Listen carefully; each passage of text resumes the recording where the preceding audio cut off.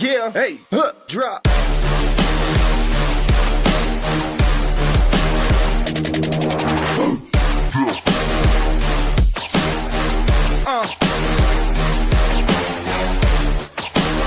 Prime Coverage Sports Network. Real coverage, real conversation. What's going on, everybody? It is Tuesday, and it's time for the third episode, number 3 of the Lockdown Coverage Podcast. Mike Tipton hanging out with my dude Blake and my guy Wegs. We got a lot to talk about this week, y'all. We had the AFC Championship game and the NFC Championship game. There was a ton of snow in one area and then absolutely perfect weather in the other area. And I don't know if you would have expected it to be that way whenever you started everything. But let's talk about the AFC Championship game first here. The Denver Broncos at home without Bo Nix. Blake, you know I'm coming at you, my guy. You thought Stidham was going to be able to do it. On that first drive, I was already about to write my apology to you. I was like, oh, my God, Stidham is that guy. And then the rest of the game played here. Denver winds up losing 10-7 against the New England Patriots. Blake, are you here to capitulate, or are you still going to – do you still have faith in Jarrett Stidham in the future? Is he going to be signed by somebody? I mean, I'm not necessarily saying, he's going to be signed or anything, but I think he did an awesome job, not being able to have that many fully regular season starts and then just getting thrown into an AFC Championship game and, dude, just do whatever. Here you go. Here's your spot. Time to shine. I think he did pretty good. Threw a touchdown, only had one interception. Not saying he played better than C.J. Stroud, but, he obviously looked a little better than him. He only threw one interception, had one turnover. But, it's an AFC Championship game, so he threw for 133 yards. He was 17 for 31 on his catch per attempts. But he was sacked 3 times for 31 yards. So, I think the offensive line kind of, if they would have been a little bit stronger, that obviously kind of would have helped. But they obviously didn't get any run game going either. R.J. Harvey their leading rusher had 13 carries for 37 yards. And his average was 2.8 yards.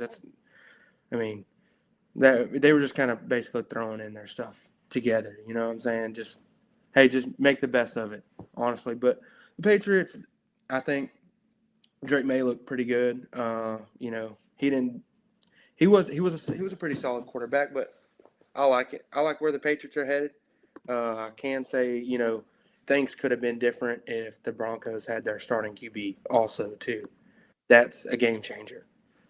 If you throw Bo Nix into the play, okay, what really would have happened? But you can't really do that because he had his injury and all that other stuff. So who knows what that would have looked like? But I did like the matchup. It was a pretty good matchup.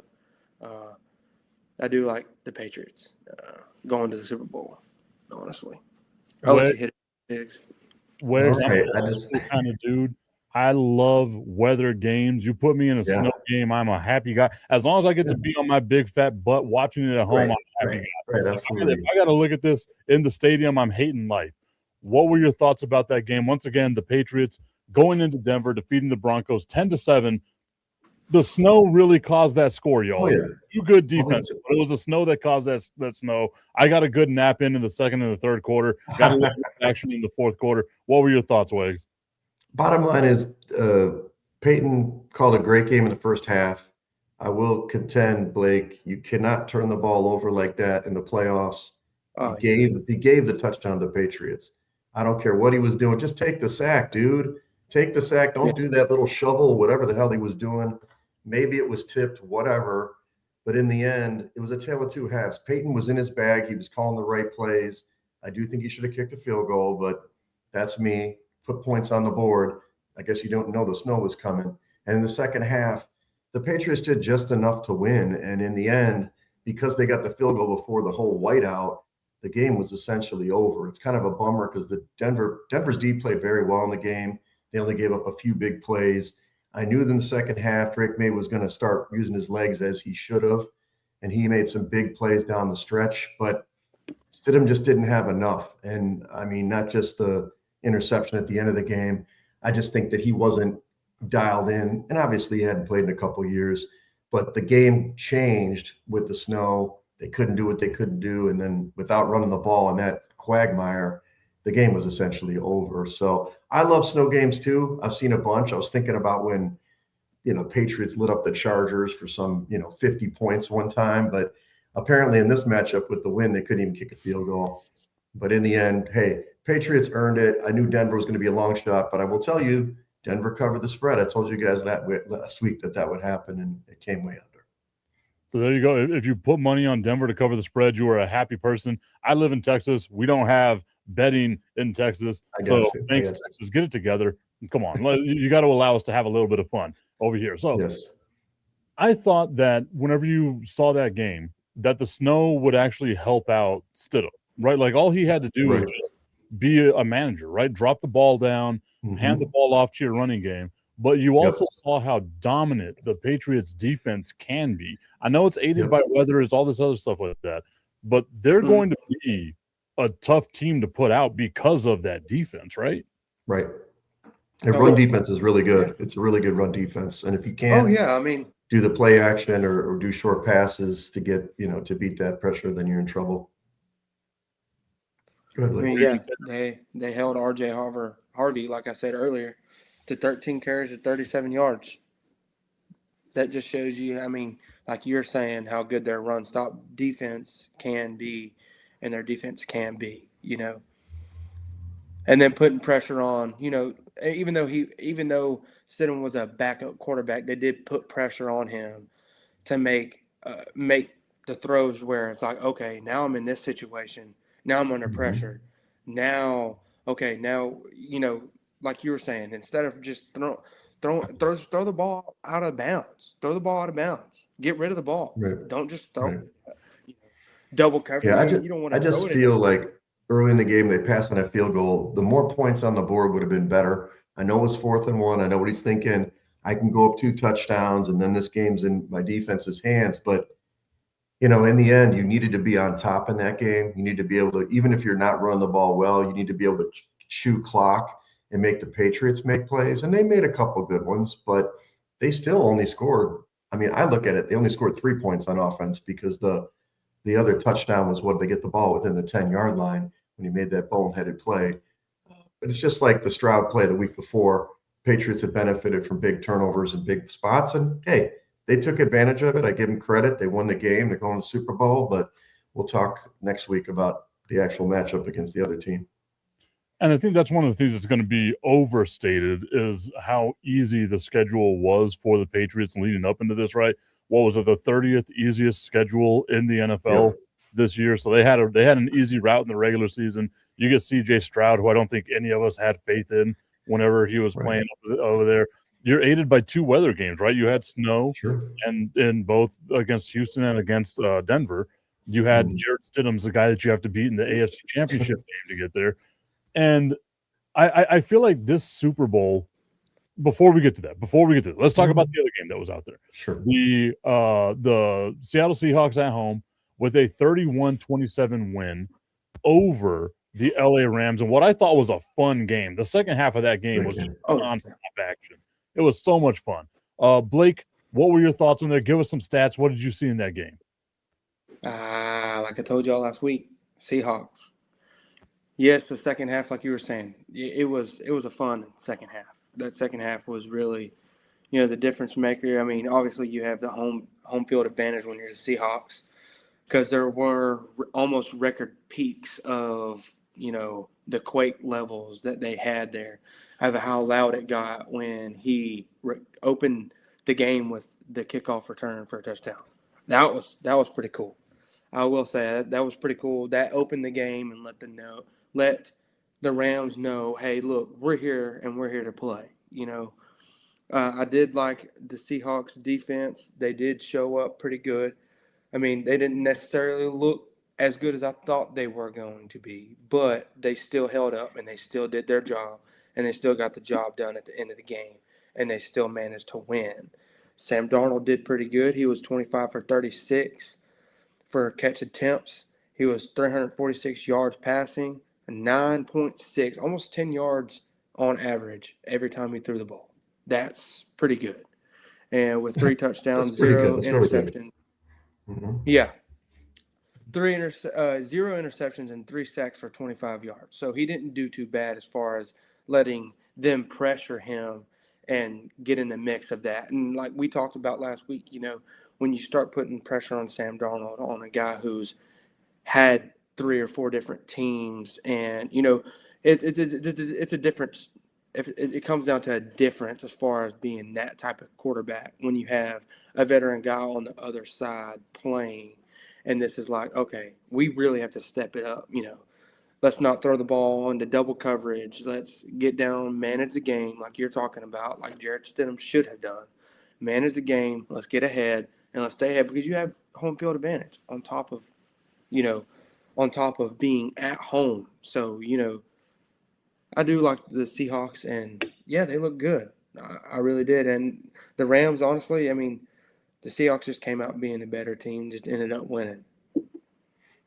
Yeah, I mean, there's 2 big stats for me, Mike. 2 big stats. 1, turnover. They muffed the punt. That was the biggest play in the game. They had a chance. They were down at halftime, meaning the Rams 17-13. They get the stop they need to get the ball. The guy falls on his booty and drops the ball on his face.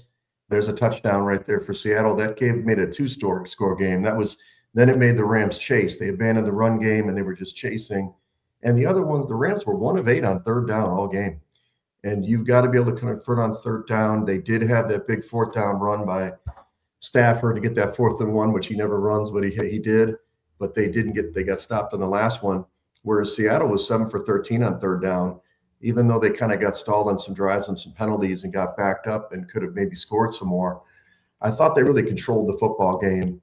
And if they didn't give that stupid, unsportsmanlike conduct play that allowed the Rams to get that other touchdown, they could have probably opened the game up and been coasting in the 4th quarter, but we had to hang on to our hats and watch them close out.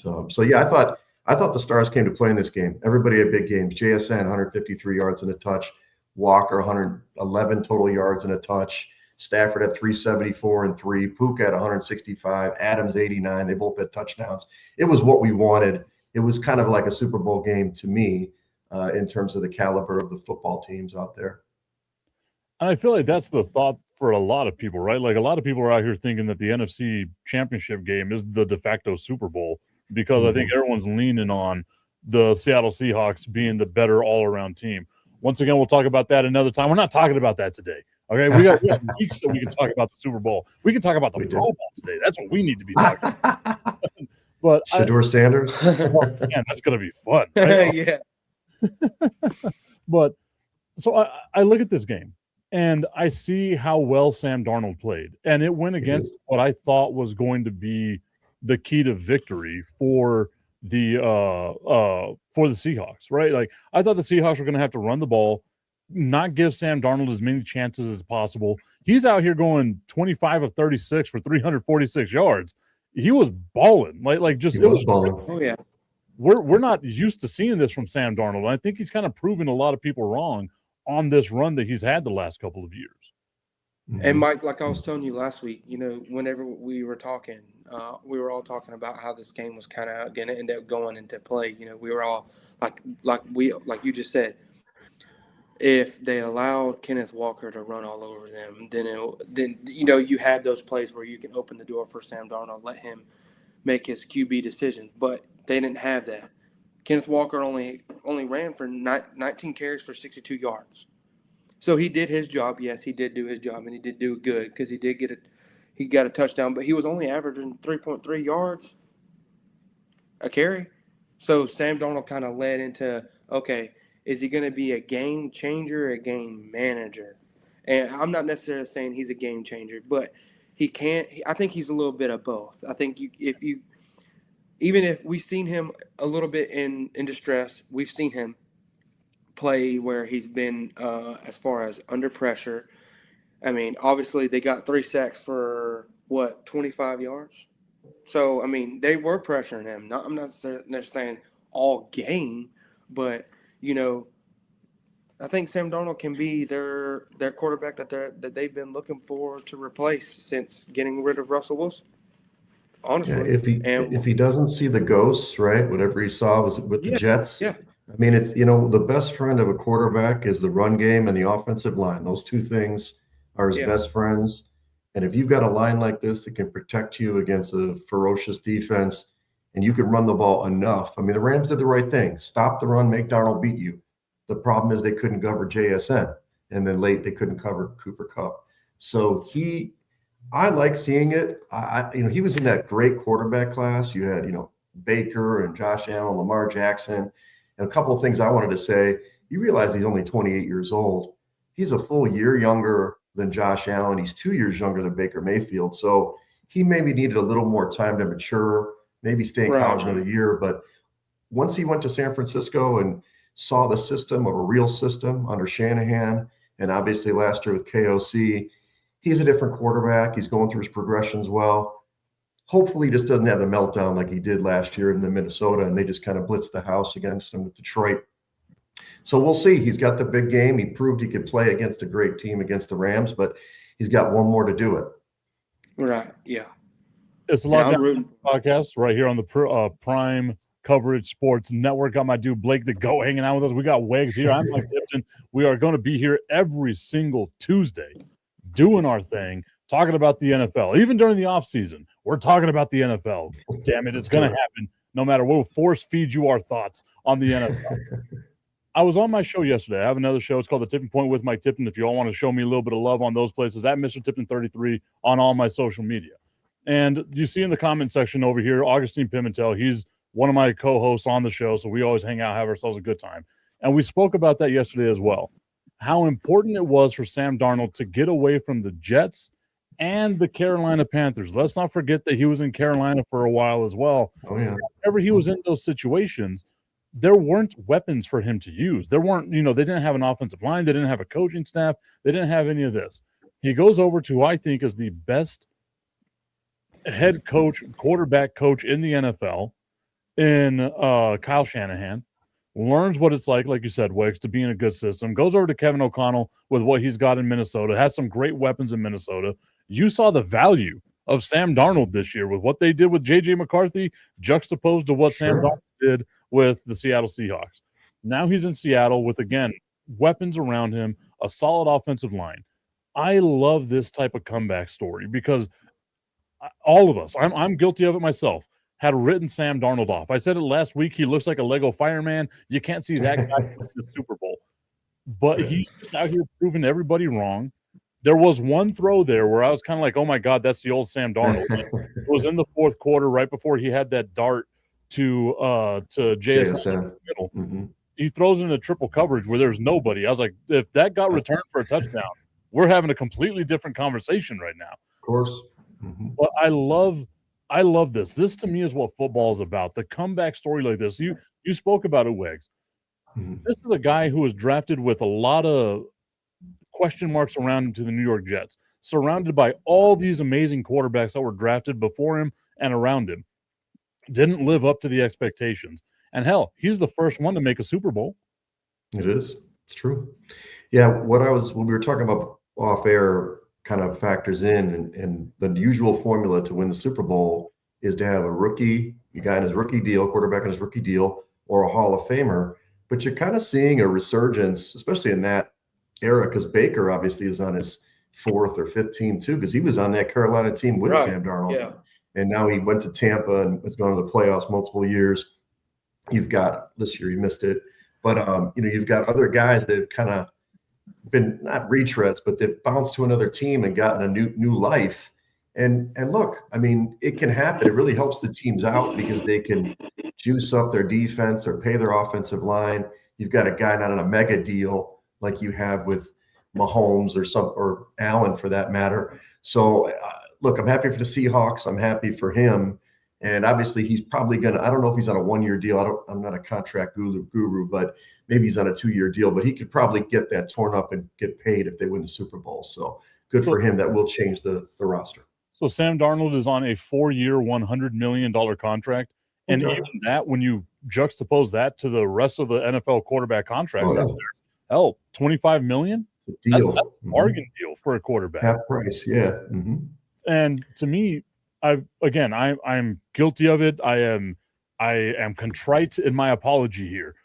I thought that it was a terrible signing by the Seattle Seahawks whenever they got Sam. I thought it was absolutely horrible. I thought it was going to be just we get to laugh at the franchise on the way down, right? He has proven me wrong. He's proven a ton of other people wrong. And it's going to prove that the Seattle Seahawks front office knows what they're doing, has everything laid out the way that they had to have it laid out. Maybe they just got lucky with it, but man, they built themselves a really good team, and this can be a good team for a while. Well, if you have a great defense, I mean, you see it in Houston. If CJ doesn't turn the ball over repeatedly, they could be in the Super Bowl, this year too. Oh yeah, you've got a great defense, good run game, and obviously they made a choice to go off of Metcalf too. I mean, look at that. DK Metcalf was sent to Pittsburgh. They knew what they had in JSN. He steps up. He's led the league in receiving yards. Probably will be Offensive Player of the Year this year. Him and Puka, and look at that. People might have questioned that move too. So they had maybe analytics or working on their whatever way they did to create their team, and I think it's paying off. And to your point, I think they can get back again next year. Obviously, it's a tougher road to repeat, but they've got to win this year and see what they can do next year. I think what they got was what happens in White Man Can't Jump. I don't know if you all seen the original White Man Can't Jump, but the sun shines on the dog's ass every now and then. I think that might be what it is here. Augustine brought up something. He sent me a text earlier today. And he's like, Dak Prescott to the Steelers. I've heard nothing about this. Yeah, me neither. I don't know if that's a legitimate rumor. I don't know if I should be giving this air. Has anybody heard this?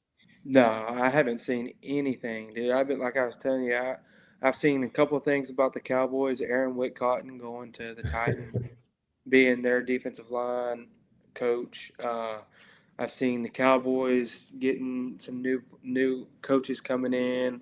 I haven't seen any of that at all. I mean, that kind of surprises me with that. You know what I'm saying? I mean, because obviously, Dak did very well in the system with McCarthy, so I can understand it. I don't know. Would you know Dak's contract situation? He's got a year or two left on his deal. He got paid. They just restructured his contract this upcoming season. If the Dallas Cowboys trade him, he has a dead cap space against the Dallas Cowboys of $92 million. They are not going to trade Dak Prescott anytime Nobody's going to take that. Nobody's going to take that in there.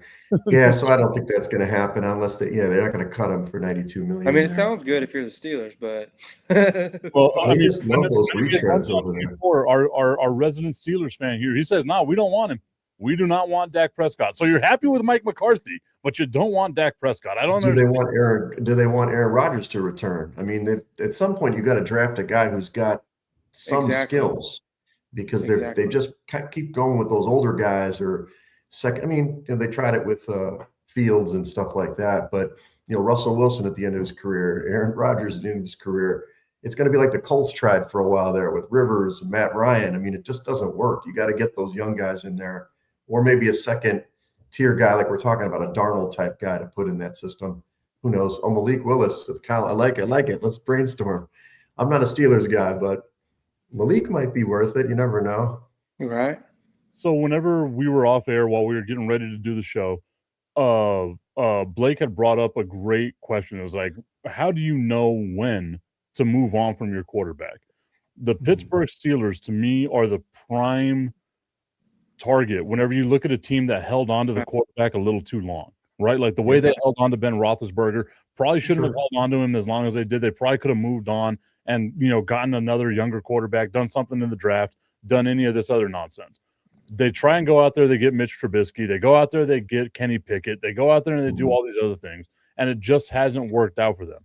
Where you look at the New England Patriots, and it's like, okay, we move on from Tom Brady. We suck for a couple of years. Now we got Drake May, and it looks like we got our guy who's – and I didn't have high expectations for Drake May, but to see what he's been able to do with this team, it just goes to show you, like, how well a franchise can be ran. I know nothing about this as a Dallas Cowboys fan because the guy that runs my franchise is senile and all kinds of crazy that he's got going on with him.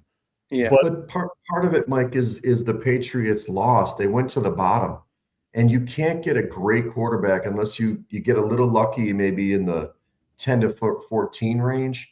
More often than not, you're going to pick in the top 10 or trade up. The Steelers in the playoffs every year. I mean, Tomlin, obviously, winning record or better than 500 or better for his whole career, pretty much. So it's very difficult to keep picking 20th or 23rd and getting a good quarterback.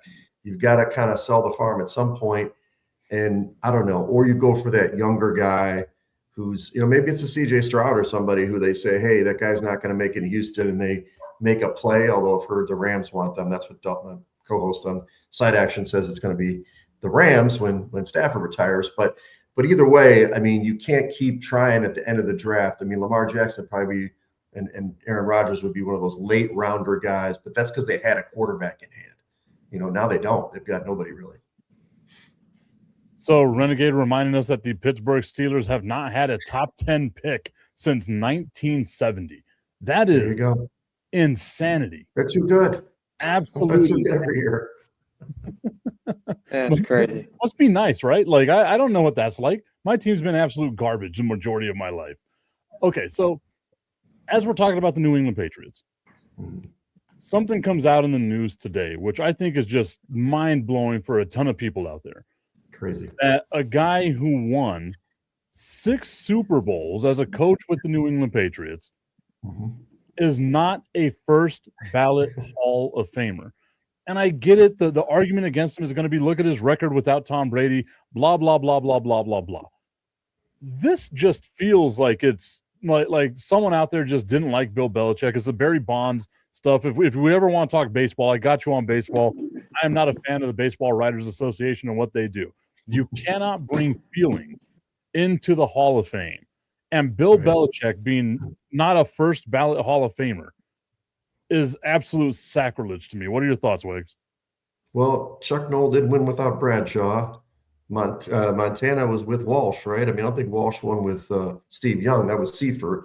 So they are tied together, great quarterbacks and coaches. It's just, I'm sure that he was a little salty with the press. Maybe that's just kind of like a baseball thing that happens in Baseball Hall of Fame all the time. They want to stick it to the people, but it's ridiculous. He's obviously the best coach of all time in my view, even though I don't love the Patriots.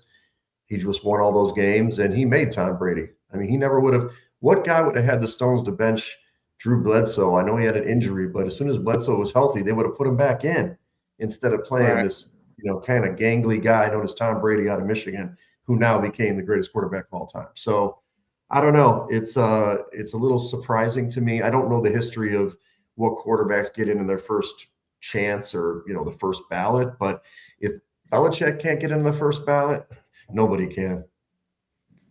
What about you? What you got? I mean, I don't understand it either. I think the Hall of Fame committee is kind of crazy on weird things to me. There's like Jason Witten, and a couple of things happened with a couple other players a while back ago. I don't remember how long ago this was, but I don't know. In my opinion, like Weg said, he should be a first ballot Hall of Famer. There's no question. There's no debate that anybody should ever have. I mean, he's got 6 Super Bowls. So I mean that's crazy. That's crazy. That's it. Yeah, that's it. I mean, there's no question where anybody should have to have a debate on is that's like saying is Tom Brady a first ballot Hall of Famer, and if he didn't get to go in, are you not going to put him in your first ballot Hall of Fame? I am. You got to put 2 and 2 together. Bill Belichick gave Tom Brady a shot, and if it wouldn't have been Tom Brady, then who else would it have been? So people forget he also built up the Browns. I mean, before they moved, he had that Browns team going. That's the Ray Lewis Browns back in the day. I mean, he knew how to coach. That coaching staff alone, I mean, he had Saban on that staff. I mean, the guy's been doing it forever. And plus he was, and maybe it's not, he also was the defensive coordinator for the Giants under Parcells. I mean, the guy's career is incredible. Oh, yeah, for sure. We look at him as, a head coach. He's got 6 Super Bowls. Altogether, he's got 8, right? That's a ton of things to have to not have in your Hall of Fame as a first ballot. And this isn't the first time, right? Like Blake was referring to it. This isn't the first time. We saw the Hall of Fame committee do this to Terrell Owens. And again, Terrell Owens is not the best guy out there. But whenever you retire as number 3 all time in the wide receiver list, You got to have Right. sort of like give the man a little bit of respect. Like, do that. Bill Belichick. So we spoke about the Super Bowl wins, right? He's also number 2 all time, 14 wins away from the most wins all time. If that's not a first ballot Hall of Famer, now you've kind of moved the bar, and it's going to be hard for you to justify any other first ballot guy. Exactly. So, I mean, if they're not looking at Super Bowls, okay, so they're just going to bring in some guy that has 0 Super Bowls, and all they're looking at is records. I mean, is that what they're doing now? You see what I'm saying? So, like we were just talking about, the dude's got, Mike said it, altogether 8 Super Bowls. If that doesn't put you in the first ballot of Hall of Famers, I don't know what does. Like honestly, and even Bill Belichick was puzzled. He said, I'm reading this from ESPN because I just pulled it up and it just loaded. He said 6 Super Bowls isn't enough, in quotation marks. Belichick asked associate, referring to the championship he has won, head coach of the New England Patriots. He won 2 more as a defensive coordinator with the New York Giants. To another, he said, what does a guy have to do to be first ballot Hall of Famer if he doesn't have all those Super Bowls? What does he have to do? I mean, heck, he's coach. He can't go out there and strap up and play. I mean, that's just crazy to me. That's crazy. Yeah. And you can see the reaction online, right? Like, you got Patrick Mahomes is like, this is insane. I don't even understand how this is possible. JJ Watt, I can't read this. Like, I can't be reading this right. This has to be some knockoff Hall of Fame or something. It can't be the actual NFL Hall of Fame. Like, whenever you have this type of reaction from the sports world, these are just the tweets talking about it. Like, it's insane that this is what you've done because, again, I'm not a huge fan of Hall of Fame voting to begin with. I think it's super flawed, and the should speak for themselves. But if you've done this now, you have created a dangerous precedence for any other coach that's out there. You can simply now you cannot have a first ballot Hall of Fame coach. Like, you just cannot have it anymore. Yeah, Andy Reid can't make it. He's only won 3 or something. He went to a ton of Super Bowl or won a ton of NFC Championship games before he, or got to the NFC Championship game a lot more before he went to Kansas City. Hey, what can you do? I mean, I think it's just the writers getting salty, and that's the same thing with everything. It's just, come on, guys, let's get real. With the awards balloting, sometimes it gets a lot of, they won't let a guy win twice. If you recall, Lamar Jackson last year's statistics were actually better than the year before when he won it, but they gave it to Allen. Spread the joy. It's the same kind of concept. They're not really judging based on merits. It's just kind of crazy. And the dude also finished his coaching career with 333 wins and 178 losses. Right. Man, that's wild. That's just another that's another statistic thrown out there. Like, dude, like, are you mentally ill or something wrong with you to not make this dude be first ballot Hall of Famer? It's just like, it's going to be one of those questions we look back on in history and we're like, what the hell happened? Like, just get it. And if you saw the Apple series where they came out, well, I think Robert Kraft produced it, and they're like, oh, this is like the Patriot way, and they're like, oh, well, Bill Belichick wasn't that important. If you put that value in what Robert Kraft had to say, you're probably drunker than I am on a Friday night. Like, it's just not. It's not something to really put any value into. But alas, like he has next year, Bill Belichick has to be a Hall of Famer, right? Like, they can't do this to him. He has to. Yeah. But do you think if the Patriots, this is going to the other topic, if the Patriots win the Super Bowl, are you discounting what he did, or saying because he had a dip at the end of his career that maybe it was it's the Patriot way? I mean, that's kind of what Kraft was just trying to say even at the award ceremony when they got the Lamar Hunt trophy. He's like, 2 years after Belichick left or whatever. It's like, okay, slow down. You guys had this weakest strength of schedule in the history of time. So just pump the brakes, big guy. Well, and not just that. You look at who their head coach is right now, and Mike Vrabel was a linebacker for Bill Belichick, who's a great defensive coach. We all can say it. Belichick was a great defensive coach. So, I mean, it's wild. Again, it's wild. But as we're on the topic of head coaches now, let's finally, we've been trying to do this for 2 weeks, guys. Let's finally get on the coaching carousel and see who's been out there, see who some of the new head coaches are, new faces in some new places. Let's start off with one that we had already kind of mentioned. We glossed over a little bit. Mike McCarthy. The Pittsburgh Steelers fire Mike Tomlin, who goes 10-7 every year, goes to the first round of the playoffs, and loses. They hire Mike McCarthy, who goes 12-5 and loses in the first round of the playoffs every year. What the hell is going on here with that, Wegs? I'm not a Steelers fan. One of my cousins, a huge Steelers fan, he messaged me about it. I mean, I guess they just want kind of the same steady Eddie status quo because they don't want to rock the boat. I thought for sure, and he's still out there in the market. I still can't believe Flores doesn't have a job. I thought this was a perfect job for Flores to come in and just get that defense hyped up, get a good offensive coordinator and kind of rebuild that steel curtain. I just think that when you look at that family, the Rooney family is a little traditional and conservative. What's surprising about this too is because they've only had 3 coaches in the history of their team. Isn't that right? They've got Tomlin, Cowher, and Knoll. So McCarthy's not young. So this is almost a stopgap type thing. He's not going to coach for another 15 years. He'll give him 5 to 7 at best, and probably more like 2 to 3. So I'm a little shocked by it. I think it's a bit of a mistake. Maybe it's just an effort to try to keep Rodgers in the building, I guess. I don't know. I was a little baffled by it, and he still doesn't have an OC and DC right now.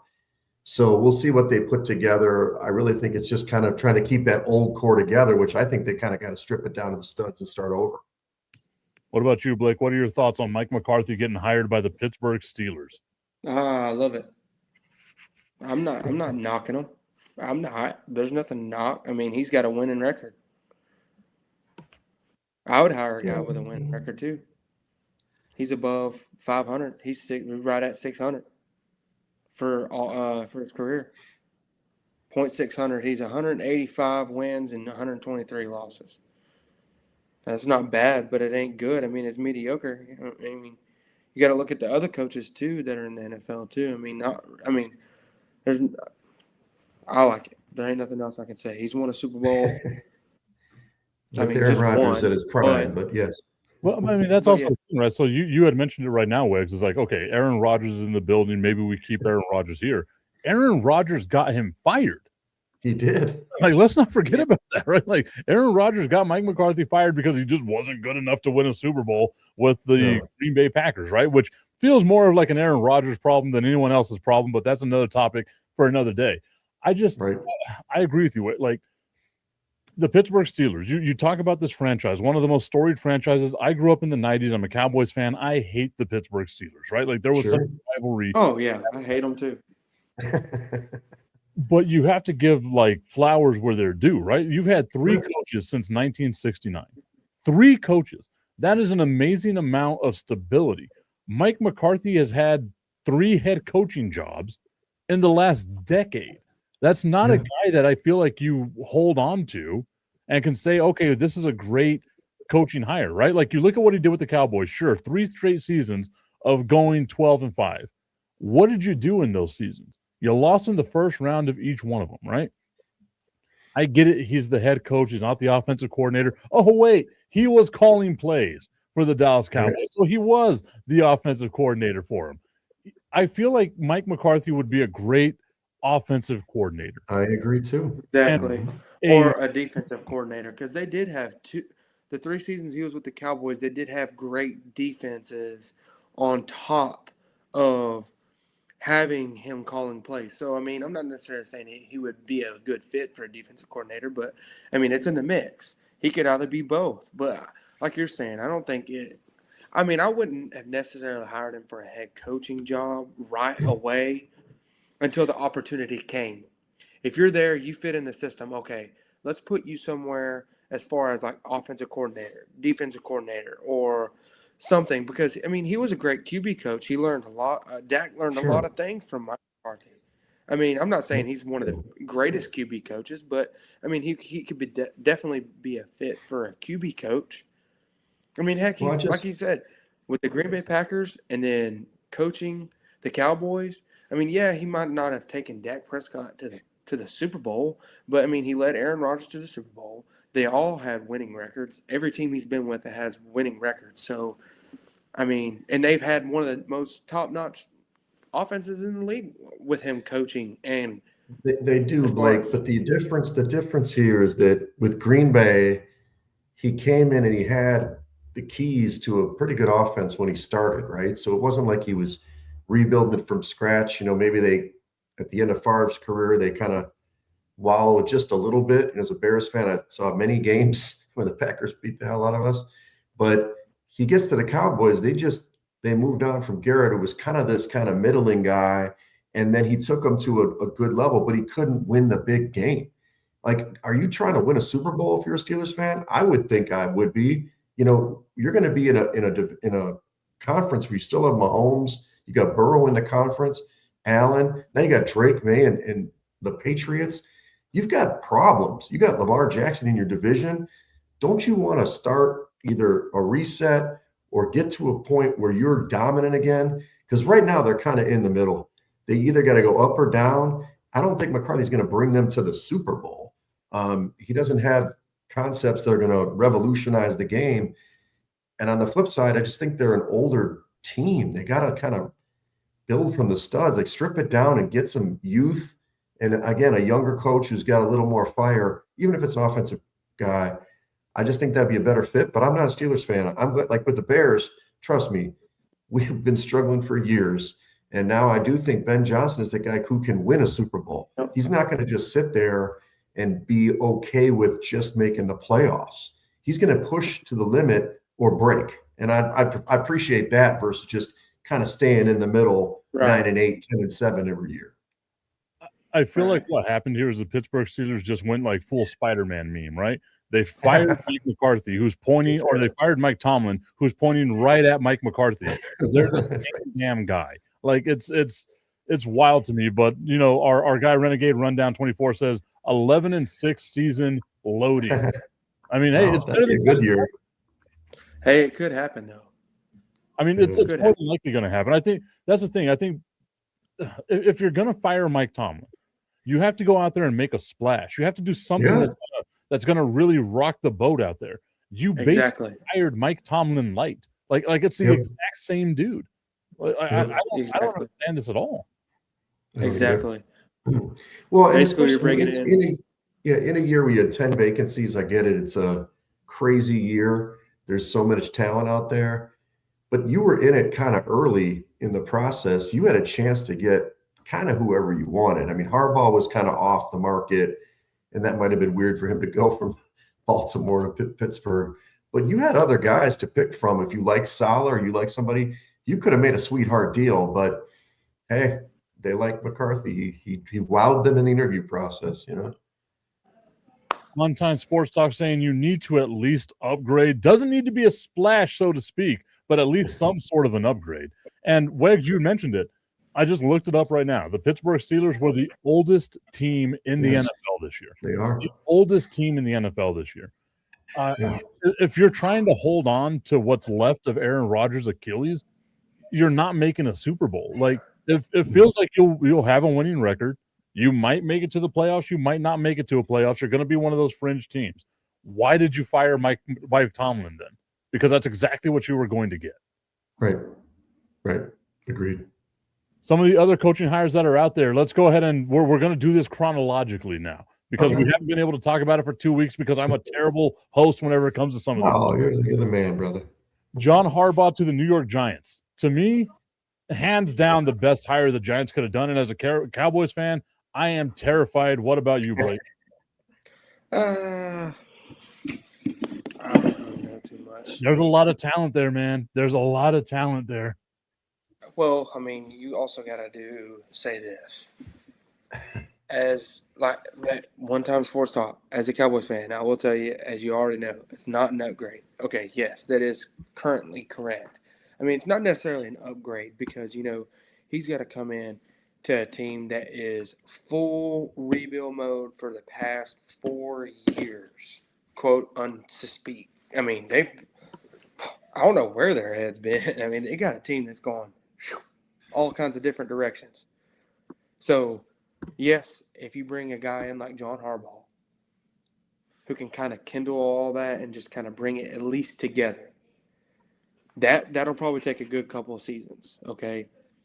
Then you're already in those 2 seasons. Are you going to do something different? Are you going to change something? Are you going to bring in new hires? Are you going to bring in different coaching staff? Are you going to bring in?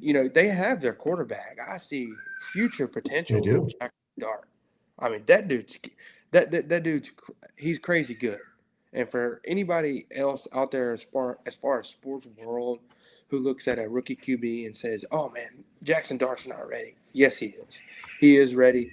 He's ready to take on that role. And y'all seen it through the regular season.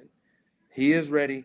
I just think you have to get, if John Harbaugh and Jackson Dart can come together and just make a dynamic duo, and they have the defense to back them up, at least mediocre, at least. Perfect. I call it perfect. Wegs, At can least. you talk me off the ledge here, because I look at the Giants. I like Jackson Dart. If they get Cam Scatterboo back or not, what version of Cam Scatterboo is he going to be? I like Tyrone Tracy. I think Tyrone Tracy is a very underrated running back. You looked at the resurgence last year of guys like Wan'Dale Robinson, Sterling Shepard's still there, and by the way, we're going to get Malik Neighbors back. That's right. And not just to mention, they have a phenomenal defensive line. Like, this feels like the makings of a perfect storm, that they could be really good for a really long time, or maybe John Harbaugh's just not that guy, but I'm not leaning towards that side right now. Yeah, I think if you're a Cowboys fan, you should be a little worried. I do think you should be worried.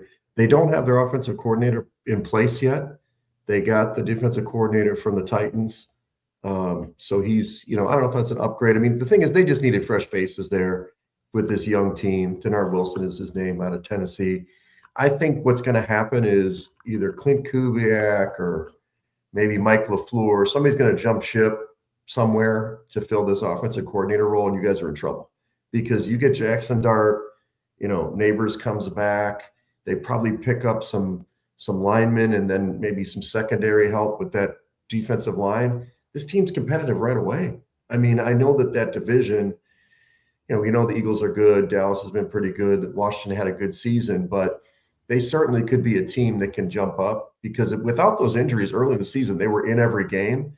They just couldn't hold up over the course of the season. And obviously, Dart's going to not run the ball as much. So I think Harbaugh's a good choice. He's going to bring an attitude. And I just think he lost the locker room in Baltimore because it's been the same voice for 18 years. And I think that you'll see they'll have a different resurgence with Minter. We'll talk about him in a minute. But in the end, great hire. And, yeah, you should be worried. The Giants are going to be at least competitive in every single game. That part of the league, the NFC East, is so wishy-washy every year. Mm-hmm. You don't know what team you're going to get that year. Cowboys, I mean, they had 3 seasons, like we just said. Mike McCarthy, 12-5. And, there's been a new NFC East champion every single year. So, I mean, except for this one, but yeah. Mm-hmm. Except for this one. But I'm just saying, like, it's so wishy-washy. Any team can do whatever. Mm-hmm. It's so up and down. This is the only. Hold on. So you talk about teams that are like moving up and down, right? Like, I always do this. You judge them by the barometer. For me, you look at the talent that the New York Giants have, that's a team that's on the way up. Like, undoubtedly, they're on the way up, unless this winds up being a catastrophic hire, which I doubt that it's going to be, because this is a pretty solid coach, right? Unless it's something terrible, they're going to make some noise. And that's really all you want right now if you're a Giants fan. Let's make some noise. But I think the future's looking good for them. A team that I'm not so sure on right now is the Baltimore Ravens. I know they just hired Jesse Minter. You alluded to that right now. Right. But it feels like they've either plateaued or they're going to take a step back. And I feel like I'm leaning more towards them taking a step back. Yeah, I don't disagree. I think that it's all about, can Lamar be a real pocket passer? We know that when healthy, he's the best weapon in the NFL. But you saw it this year, not at 100%. He was getting caught. He wasn't as elusive. He couldn't make the big plays. And that's scary if you're a Ravens fan. So they really got to pick up. And Derrick Henry, who is a freak of nature, we all know this. He's whatever, 6'4", 245, and can run a 4.2, and he's like 32 years old. But at some point, he's going to age. They need to get a little younger. Andrews is getting up there too. So I think Minter is going to try to fix the defense, and they don't have, from what my notes say, they don't have an OC or a DC right now. So it's going to really depend on what system he's going to put in. So I hear you. I think the Ravens are going to be, they have talent. We know that, but they missed their window. Their two best years were the last 2 years, and they should have won, probably beat the Chiefs a couple of years ago and probably won the Super Bowl. And then this last year, not this season, the season before, they shouldn't have blown it at Buffalo. But hey, it's the NFL. It's hard to last for a really long time in there. Justin David Kish saying, glad my Chargers kept Tart rather than lose him to Baltimore. We're talking about the Baltimore Ravens right now, Blake. I feel like they've plateaued. Wegs and I both feel like they're probably going to take a step back. What are your thoughts on here? I know they just got Jeff, but what are your thoughts on here? Yeah, I feel like they're going to take a step back too. You might see a couple of changes here and there as far as like with free agency, As far as John Harbaugh's mistake of getting rid of Derrick Henry, that was kind of my big thing. I was like, what the? Like, I wouldn't have done something like that, honestly. I mean, he's just a once-in-a-lifetime kind of running back, honestly, in my opinion. But we did see him struggle holding on to the ball this year. Like, that was one of his things. He fumbled in big moments. Yeah. Huge moments. Yeah, but I do agree with y'all. I feel like the Ravens will probably end up taking a step back, trying to rebuild a little bit, and hopefully they can get something going. I do love the Rams. I've always liked the Rams. As far as the AFC, I'm a Rams guy. As far as the AFC, in NFC, I think it's a pretty good hire. Hopefully, I'm not saying that it's a John Harbaugh hire, or that kind of criteria, but I feel like if he can come in and make some noise, he's a defensive coordinator. Let's see if he's a DeMeco Ryan type of guy. If he can be a DeMeco Ryan type of guy and just build a good offensive coordinator around him, I think that's a solid hire. But like y'all are saying, it's going to take a good couple of years before anything really starts to kick off, just because, he's got the head coaching job now rather than having just the defensive coordinator. It's a different role, but hopefully they take it pretty good, I'd say. On Time Sports Talk saying they need to figure out the D in Baltimore. Lamar wasn't right all year with his injuries. And as far as Derrick Henry goes, Father Time is knocking on that door. Not Tom Brady. I can guarantee you that. What we saw with Tom Brady is an anomaly. It will never happen again in our lifetimes. Derrick Henry, age is going to eventually catch up to him. Justin going on and saying the Ravens wide receiver room, I didn't see a lot of confidence in Zay Flowers. Regressed, and Bateman is okay-ish, and Hopkins is just there. Hopkins was like just a warm body. That's all he was. He's like 34 or 35 now, isn't he? He's old, right? I mean, he's got to be at least 217. He's older than this country right now. One of the hires that I thought was interesting. I don't know how I feel about this. I like the talent that's in Atlanta. I still like Kirk Cousins. I think Kirk Cousins is a more than capable quarterback, but I also like Michael Penix. I'm a lefty. I always roll with the lefty quarterback, even though Tua is trying to make me hate left-handed quarterbacks. But you look at the Browns firing Kevin Stefanski, who was a two-time coach of the year, who coached Shedeur Sanders to be a Pro Bowl quarterback. Kevin Stefanski now with the Atlanta Falcons. How are we feeling about this one, Wiggs? Dude, he's got Bijan Robinson. He's the ultimate weapon. And this guy was not underutilized. He had some games that were big. You're going to have a Bijan-centered offense. You've got, all of a sudden, the end of the year, you've got Kyle Pitts catching the ball. Where was this guy his whole career? And obviously you got Drake London. So you have the makings of a very good offense. I think Stefanski escaped Cleveland. They did him a favor. Thank God he's out of Cleveland. I mean, that is just it's a terrible organization. Nobody wants to interview for that job. Everybody's pulling their names out if you're checking things out. So Stefanski could be that guy on his second team that has a breath of fresh air. I think he's higher than he is. He keeps Ulbrich, who was the defensive coordinator, who really got that defense playing much better than they did in years past. And he brings Tommy Reese with him as the OC. So, look, if he can make Joe Flacco look great at the end of his career, Shedeur Sanders produce in his, washout rookie year, He's going to get it done. I think they're going to be one of the best offenses in the NFL next yeyear.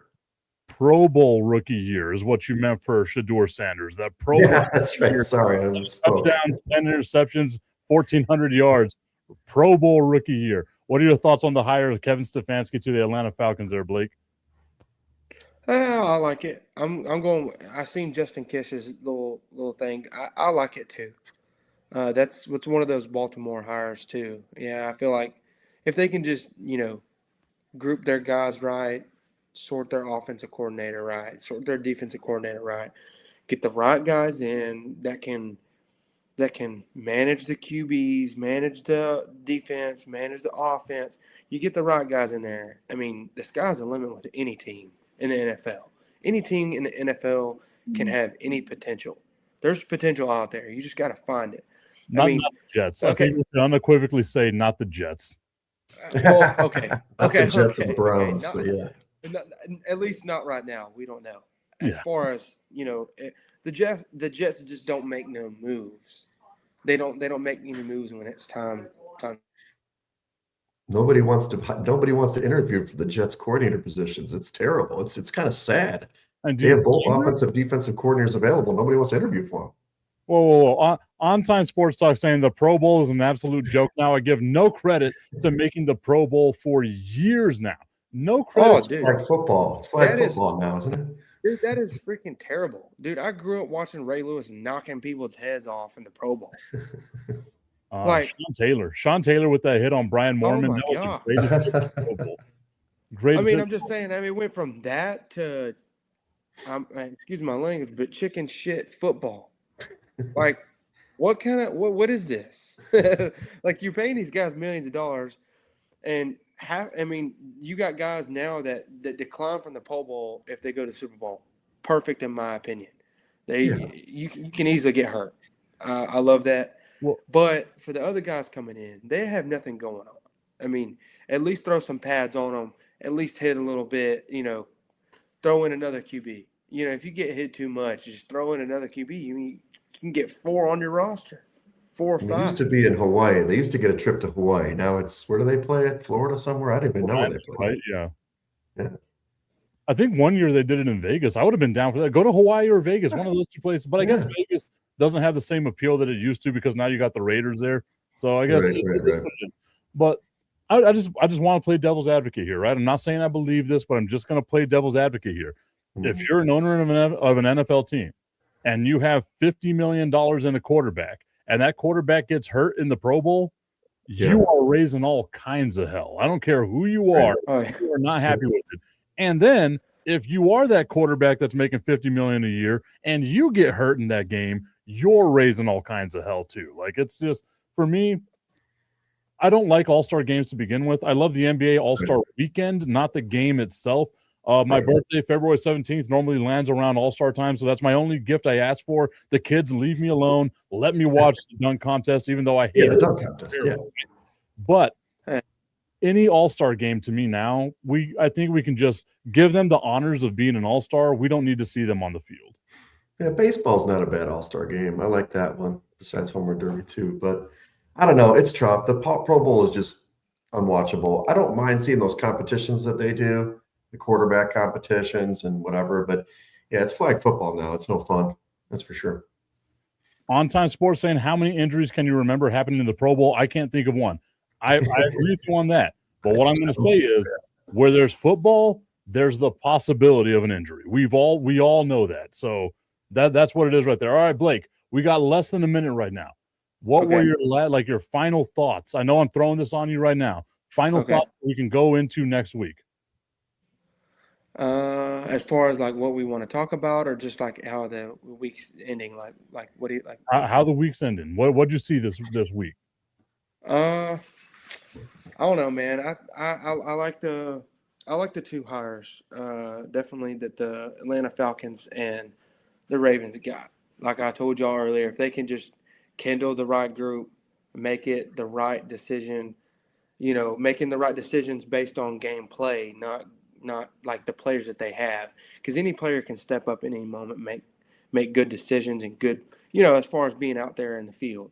But if you bring in the right coaches and they do the right things and they do exactly what they know can quote unquote win in the NFL, I think those are two good hires, especially, you know, I don't really know too much about the two hires to say a lot about them, but I do know when 9 times out of 10, if you get a new coach in there with the right team that's making the right moves, who's somewhat out of a rebuild or getting like kind of close to being done out of a rebuild, I think it's two good hires, especially when you got young guys. You almost have a fresh start at that point when you get to that. So I'm in the week on that, honestly. I love that. Love those two decisions that they made. Perfect, in my opinion. All right, Wegs, your final thoughts on today's show. Today's show was great. Really appreciate it. I'm just going to be thinking this whole week, how is it possible for the Patriots to beat the Seahawks team that looks dominant? So I'll be doing some research, giving you some ideas. But yeah, overall, great show. Appreciate it. You're doing a great job. Mm-hmm. All right, y'all. Once again, thank you so much for watching us here on the Lockdown Coverage Podcast. We are live on the Prime Coverage Sports Network. We'll be here every Tuesday. Next Tuesday, we're breaking down the Super Bowl. You better not get tired of it because we're just going to shove it down your throats. That sounded bad. That's a terrible way to end the show. Have a great week, everybody.